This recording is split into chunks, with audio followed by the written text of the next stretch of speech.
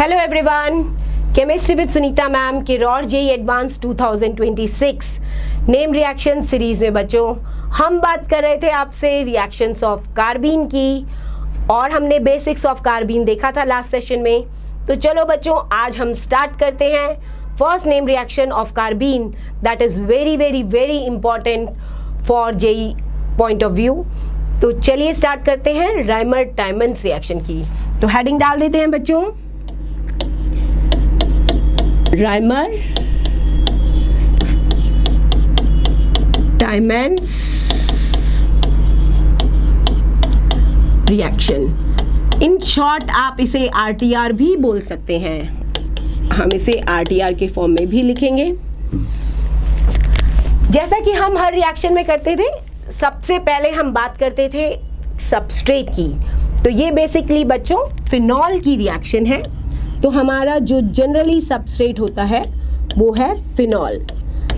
तो हम phenol as a reactant यहाँ पर यूज कर रहे हैं। What is the reagent of the reaction?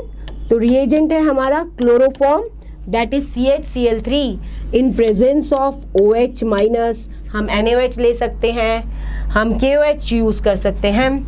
साथ में आपको एसिडिफाई वाटर भी लिखा हुआ होगा H3O+, और ये जो हमें प्रोडक्ट देता है बच्चों that is ortho and para salicylic aldehyde. तो ये ऑर्थो प्रोडक्ट हो गया और ये मेजर भी बनता है बच्चों। तो हमारे को जो प्रोडक्ट है वो भी हमने इसमें देख लिया।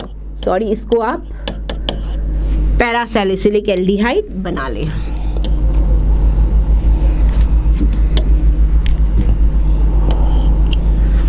एक लाइन में हमने रिएक्शन देखी, phenol when treated with chloroform in presence of alkaline medium or acidified water, it will be giving you orthosalicylic aldehyde and parasalicylic aldehyde, and orthosalicylic aldehyde is the major product here. चलिए detail में बात करते हैं बच्चों। तो सबसे पहले हम देखते हैं कि हमारे पास है phenol. Phenol is more acidic then water, और अगर हम बात करें क्लोरोफॉर्म की तो chloroform is also more acidic then water. सबसे पहले हम जनरेट करते हैं इलेक्ट्रोफाइल। तो हम मैकेनिज्म को डिटेल में देखते हैं बच्चों। तो हमारे पास क्लोरोफॉर्म है और क्लोरोफॉर्म के सामने है हमारे पास OH माइनस, और क्लोरोफॉर्म के अंदर जो ये H है बच्चों ये हाईली एसिडिक है। तो ये OH माइनस सबसे पहले एसिड बेस करके एब्स्ट्रैक्ट करेगा H plus, and we will be getting CCl3 minus. और CCl3 माइनस जैसे कि अभी हमने बेसिक्स में सीखा है, कार्बन पे नेगेटिव चार्ज, बगल में good leaving group, bond pair lone pair repulsion होगा, और ये गुड लिविंग ग्रुप इसका बाहर चला जाएगा। तो will be getting Cl minus हो जाएगा, हमें मिलेगा hello carbene, and this is real attacking electrophile, real attacking electrophile of the reaction. तो CCl2 dichlorocarbene, this is our real attacking electrophile of the reaction. ये हमारा real attacking electrophile है। अभी हमारे पास फिनॉल भी है बच्चों और OH माइनस भी है। तो OH माइनस फिनॉल से करेगा H प्लस अब्स्ट्रैक्ट, और जैसे ही फिनॉल से वो H प्लस अब्स्ट्रैक्ट करता है तो ये कन्वर्ट हो जाएगा हमारा फिनॉक्साइड आयन में। ये जो फिनॉक्साइड आयन आपके को मिला है बच्चों, ये फिनॉक्साइड आयन का नेगेटिव चार्ज रेजोनेंस करके ऑर्थो पोजीशन पर आ सकता है, और ये फर्दर रेजोनेंस करके पैरा पोजीशन पर भी आ सकता है। तो हम इस केस में बात करने वाले हैं दो अटैक की। First is your ortho attack. तो चलिए देखते हैं ऑर्थो अटैक कैसे होता है। तो नेगेटिव चार्ज को रेजोनेंस करवाते हुए हम लेकर आते हैं, ये नेगेटिव चार्ज है, ये रेजोनेंस करता हुआ ऑर्थो पोजीशन पर आ जाएगा बच्चों। तो ये पाई बॉन्ड ब्रेक हो जाएगा, यहाँ पर हम पाई बॉन्ड बना देंगे। तो अब इसे ऑक्सीजन के साथ डबल बॉन्ड और यहाँ पर नेगेटिव चार्ज आया है। हमारा रियल अटैकिंग इलेक्ट्रोफाइल है बच्चों CCl2। तो CCl2 पर ये नेगेटिव चार्ज बॉन्ड बनाएगा वेकेंट ऑर्बिटल के साथ, और जैसे ये बॉन्ड बनाएगा and will be getting our first intermediate, हमें हमारा पहला इंटरमीडिएट मिलेगा।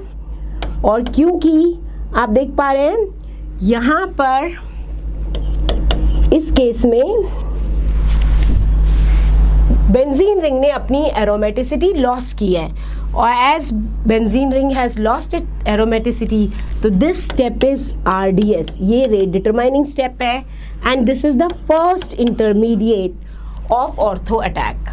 यहीं पर बच्चों इसी कार्बन के पास एक H भी है, ये नेगेटिव चार्ज इससे H+ अब्स्ट्रैक्ट करेगा और कन्वर्ट हो जाएगा CHCl2 में, और ये नेगेटिव चार्ज पाई बॉन्ड बनाएगा ताकि हमारी रिंग वापस से एरोमेटिक हो जाए। It is the second intermediate of Reimer Tiemann reaction. JEE में क्वेश्चन पूछा गया था, which among the followings are intermediate of Reimer Tiemann reaction. तो आपको ये भी ध्यान में रखने हैं बच्चों। तो ये हमें सेकेंड इंटरमीडिएट मिला है। अब हमारे पास मीडियम में OH- है, और ये OH- दोनों Cl को सब्सटीट्यूट कर देगा और कन्वर्ट हो जाएगा, और ये O- हमारे पास वाटर भी है तो H+ ले लेगा, ये कन्वर्ट हो जाएगा CHOH में।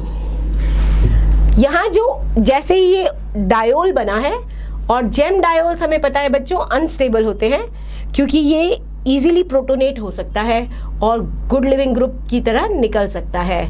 ये एक 4 मेंबर्ड साइक्लिक रिंग यहाँ पर फॉर्म करेगा इसके साथ, तो ये हाईली अनस्टेबल है। तो यहाँ पर आप वाटर रिमूव कर दें, और वाटर रिमूव करके आप इसको कन्वर्ट कर दें बच्चों, ये CHO में कन्वर्ट हो जाएगा, and this is the product orthosalicylic aldehyde हमें यहाँ पर मिला है। इसको थोड़ा सा और डिटेल में देखते हैं बच्चों। जनरली ऑर्थो और पैरा में ऑर्थो प्रोडक्ट जो होता है वो जनरली मेजर मिलता है। तो ऑर्थो प्रोडक्ट मेजर क्यों मिलता है वो भी हम यहाँ पर बात करेंगे, लेकिन पहले हम पैरा अटैक देख लेते हैं बच्चों। यहाँ पर अगर मैंने ऑक्सीजन का नेगेटिव चार्ज रेजोनेट करवा के पैरा पोजीशन पर लेके आएंगे तो हमें ये स्ट्रक्चर इस तरह से मिल जाएगा। यहाँ पर डबल बॉन्डेड हो गया है, मैंने डायरेक्ट स्ट्रक्चर लिख दिया है रेजोनेंस करवा कर। अब ये जो नेगेटिव चार्ज है ये CCl2 पर अटैक करेगा, इसके पास एक वेकेंट ऑर्बिटल पर अटैक करेगा, और ये कन्वर्ट हो जाएगा हमारा first intermediate of para attack, that is यहाँ पर आके CCl2 जुड़ा है और इस कार्बन पर नेगेटिव चार्ज है और यहाँ पर H है। तो ये हुआ हमारा first intermediate of para attack. ये यहीं से H+ अब्स्ट्रैक्ट करके बच्चों कन्वर्ट हो जाता है CHCl2 में, और नेगेटिव चार्ज यहाँ पर आ जाएगा, और ये वापस से रेजोनेंस करता हुआ इस ऑक्सीजन पर आएगा।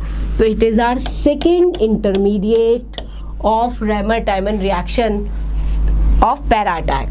तो हमने 2 पहले देखे और 2 ये वाले, 2 ऑर्थो के इंटरमीडिएट और 2 पैरा के इंटरमीडिएट, टोटल 4 इंटरमीडिएट पॉसिबल है रेमर-टैमन में।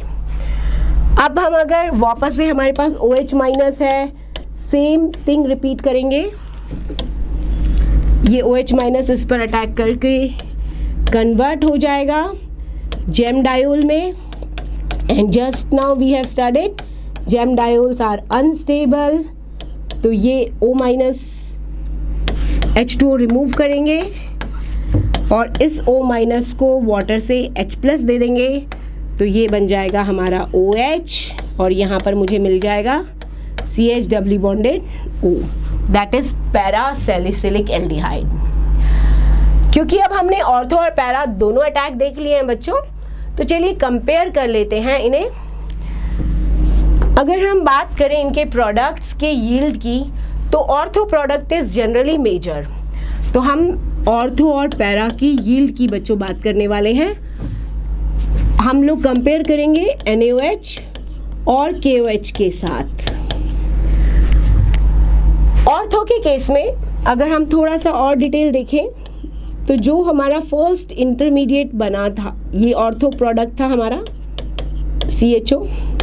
तो अगर हम यहाँ से H+ हटा दें तो ये देखिए, ये कुछ इस तरह से O- होगा, और ये जो नेगेटिव चार्ज आपको दिख रहा है ये बेसिकली कॉन्जुगेशन में है, और ये कॉन्जुगेट करता हुआ इस ऑक्सीजन पर भी आ सकता है। तो यहाँ पर बेसिकली मुझे मेटल केटायन के साथ 6 मेंबर्ड साइक्लिक ट्रांजिशन स्टेट वाली एक रिंग बनेगी। तो जैसे कि मैं इसमें बता दूं तो ये एक कुछ, अगर मैंने NaOH लिया है तो इस पर पार्शियल नेगेटिव आ जाएगा, और यहाँ से बॉन्ड ब्रेक कर रहा है, इस बॉन्ड को भी आप ब्रेक कर दें तो ये बॉन्ड ब्रेक होगा, यहाँ पर बॉन्ड बन रहा होगा, और इस CH और O के बीच में भी बॉन्ड बन रहा होगा। तो इन दोनों ऑक्सीजन पर पार्शियल नेगेटिव चार्ज है और यहाँ पर Na+ है। तो हम देख रहे हैं कि इसमें एक 6 member cyclic stable transition state बन रही है। तो ये बेसिकली यहाँ पर हमें 6 मेंबर साइक्लिक ट्रांजिशन स्टेट मिलती हुई नज़र आ रही है, which makes this product more stable। अब अगर मैं NaOH और KOH का कंपैरिजन करूं तो Na+ का साइज थोड़ा छोटा होता है K+ से, तो क्योंकि Na+ is little bit smaller तो हम कह सकते हैं ये ज़्यादा प्रोडक्ट देगा। तो अगर NaOH और KOH के इसमें इसका यील्ड का कंपैरिजन करूं तो NaOH के लिए यील्ड इसकी ज़्यादा होगी ऑर्थो की एज़ कम्पेयर टू KOH, और पैरा से भी ये यील्ड ज़्यादा होगी क्योंकि पैरा में 6 मेंबर साइक्लिक ट्रांजिशन स्टेट का बनना पॉसिबल नहीं है। तो ऑर्थो प्रोडक्ट की जो यील्ड है वो मेजर होती है। Why ortho product is major? तो उसका फर्स्ट रीज़न तो आ जाएगा 6 member cyclic transition state formed with metal cation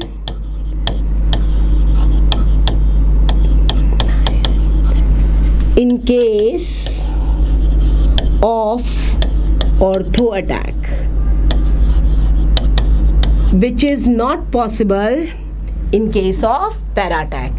दूसरा important point हम देख सकते हैं कि 2 पोजीशंस हमें अवेलेबल है, और ये हम स्पेशली फिनॉल की बात कर रहे हैं बच्चों, हम सब्स्टिट्यूटेड फिनॉल की बात यहाँ पर नहीं कर रहे हैं। तो फिनॉल के केस में हमारे पास probability of ortho attack भी ज़्यादा है because you have 2 positions for ortho and 1 position for para।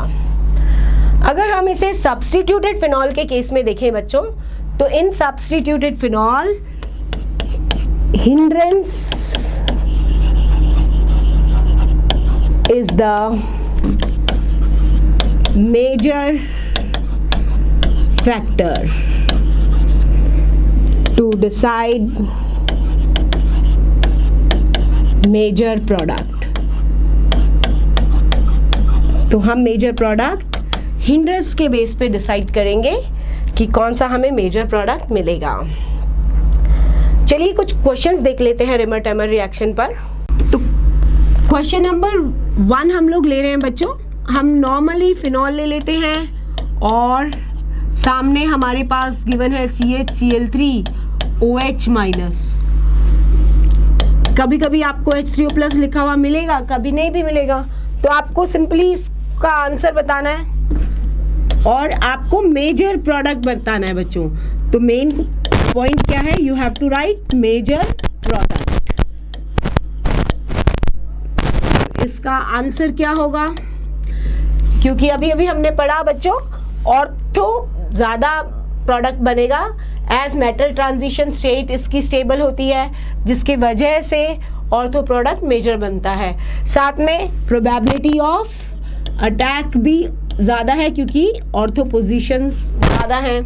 तो सिंपल फिनॉल के केस में जनरली हमें मेजर प्रोडक्ट ऑर्थो वाला बनता हुआ नजर आएगा। सेकेंड क्वेश्चन मैं एक ले लेती हूँ सब्स्टिट्यूटेड फिनॉल का। तो सब्स्टिट्यूटेड फिनॉल के केस में अगर मैं देखूँ तो मुझे सेम क्वेश्चन का आंसर क्या मिलेगा इस केस में, क्योंकि हमारी पोजीशन हिंडर्ड है, ये वाली ऑर्थो पोजीशन हिंडर्ड है मेनली, तो हमें मेन जो प्रोडक्ट इसमें बनता हुआ नजर आएगा बच्चों वो पैरा वाला बनेगा। तो ये दो क्वेश्चंस हमने किए। एक क्वेश्चन और देखते हैं बच्चों।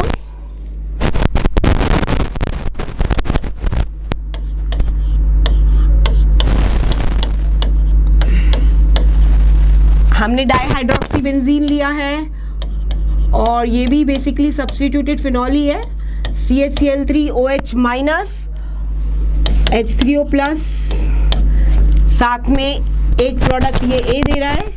इसको थोड़ा और एक्सटेंड कर देते हैं, आपसे B पूछा है और इसकी जगह आपको सबस्ट्रेट दिया हुआ है CH2I2।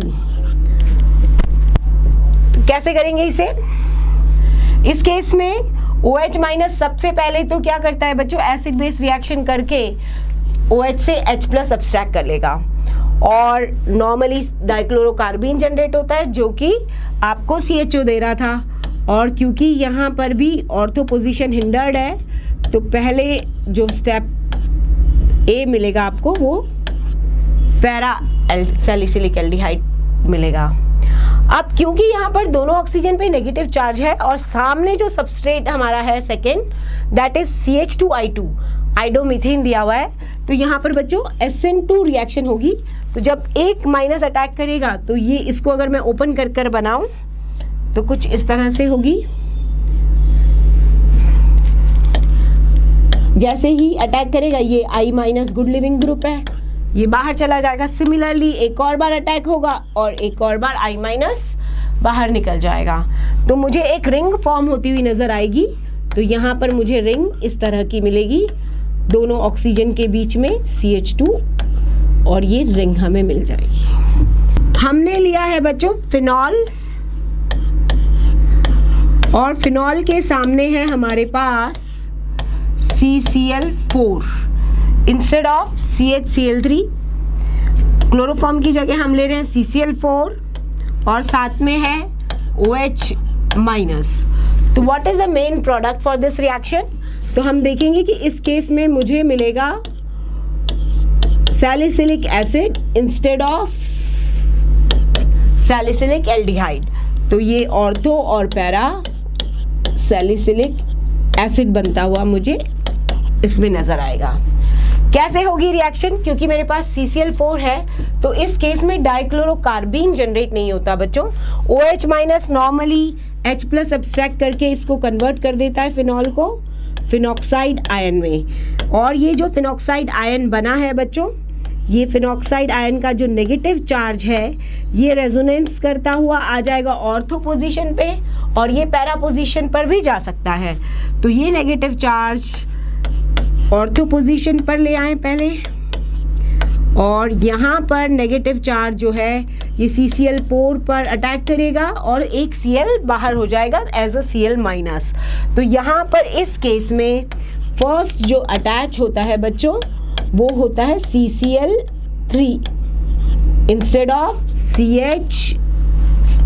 CCl2। CCl2 की जगह यहाँ पर CCl3 अटैच होता है, और क्योंकि अभी यहाँ पर एक H है और रिंग अभी अभी नॉन एरोमेटिक हुई है तो यहाँ पर टॉटोमराइजेशन इजीली हो सकता है।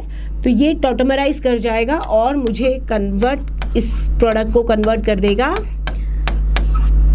OH और यहाँ पर आ जाएगा CCl3।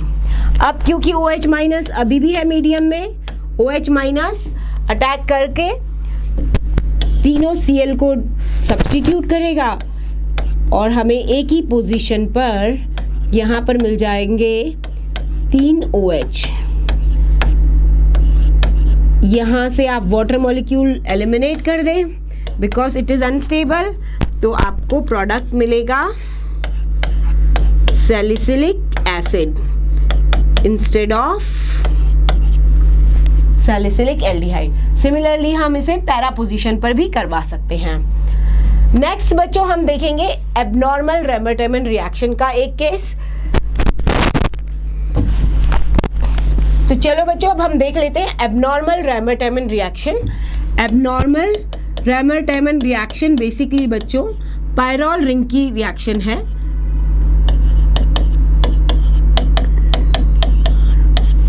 आपको पायरोल रिंग गिवन है और सामने आपके पास CHCl3OH माइनस गिवन है। H2O प्लस भी ले लें। क्या होगा इसका प्रोडक्ट?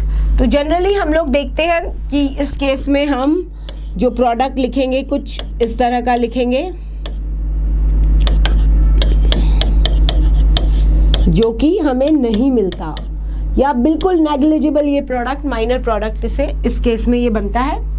तो इसका मेजर प्रोडक्ट जो बच्चों आपको मिलेगा वो होता है क्लोरोपिरिडीन। ये आपको इसका मेजर प्रोडक्ट मिलेगा। कैसे होती है ये रिएक्शन चलो देख लेते हैं। इस केस में सबसे पहले CHCl3OH माइनस ये इसका H प्लस सब्सट्रैक्ट करेगा और डाइक्लोरोकार्बीन जनरेट हो जाता है। यहाँ पर आप ये एक सिंगलेट कार्बीन है। अब जो डाइक्लोरोकार्बीन जनरेट हुआ है सामने पायरोल रिंग है और OH माइनस है, तो OH माइनस इसका भी H प्लस सब्सट्रैक्ट करेगा और यहाँ पर आ जाएगा नेगेटिव चार्ज। और यहाँ पर क्योंकि पाई बॉन्ड है और सामने CCl2 है बच्चों, तो ये इजीली पाई बॉन्ड में इंसर्ट हो सकती है। और क्योंकि CCl2 है तो ये नेगेटिव चार्ज के फॉर्म में सेपरेट होगा इधर और ये पूरा एक मेंबर्ड रिंग के फॉर्म में ऐड हो जाएगी, क्योंकि यहाँ पर होगा वेकेंट ऑर्बिटल और वेकेंट ऑर्बिटल में इसका लोन पेयर देंगे हम और यहाँ से ये इसके साथ एक 3 मेंबर्ड रिंग फॉर्म होगी। तो यहाँ पर मुझे एक 3 मेंबर्ड रिंग फॉर्म होती हुई नजर आएगी। इसके पास है नेगेटिव चार्ज और ये 3 मेंबर्ड रिंग बन गई है। अब ये नेगेटिव चार्ज बच्चों अटैक करेगा और ये रिंग इंटरनली ओपन होगी और जैसे ही इंटरनली ओपन होगी तो एक हमें 6 मेंबर्ड रिंग मिलेगी और जिस पर इस कार्बन पर आएगा नेगेटिव चार्ज। तो मैं इसे इस तरह से बना लेती हूँ। नाइट्रोजन के रिस्पेक्ट में ये 1 2 3, तो ये 1 2 3 थर्ड कार्बन पर यहाँ पर नेगेटिव चार्ज है। यहाँ पर मेरे पास है 2 क्लोरीन। अब ये नेगेटिव चार्ज इंटरनल अटैक करेगा और यहाँ पर अभी भी पाई बॉन्ड बना है तो एक Cl बाहर चला जाएगा, तो मुझे आंसर मिल जाएगा क्लोरोपिरिडीन। तो इस तरह से हमें इसका प्रोडक्ट मिलेगा क्लोरोपिरिडीन। तो this is about abnormal Reimer Tiemann reaction. अब हम बच्चों नेक्स्ट रिएक्शन की बात करेंगे, लेकिन इससे मिलती जुलती एक और छोटी सी नेम रिएक्शन है, that is known as Goldsmith reaction. Goldsmith reaction जो है बच्चों वो साइक्लोपेंटाडाइईन की रिएक्शन है। तो चलो देख लेते हैं। एबनॉर्मल रेमर-टेमन से मिलती जुलती रिएक्शन हम पढ़ रहे हैं बच्चों गोल्डस्मिथ रिएक्शन, और गोल्डस्मिथ रिएक्शन बेसिकली साइक्लोपेंटाडाइईन की रिएक्शन है।